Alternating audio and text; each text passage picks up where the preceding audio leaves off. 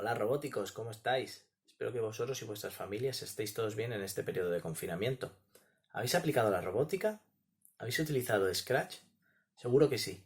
Si no, os invito a que entréis en la página web de New Educa y hagáis los 3 videojuegos sobre el coronavirus que hemos preparado para vosotros. Tienen videotutoriales para poder seguirlos paso a paso. Podéis hacerlo con vuestros padres y así le enseñáis cómo se utiliza Scratch. Parece ser que este año ya no nos vamos a ver, pero bueno, el año que viene lo vamos a retomar y vamos a hacer muchos juegos nuevos, nuevas actividades y construcciones. Ya veréis, lo vamos a pasar súper bien, como hemos hecho este año.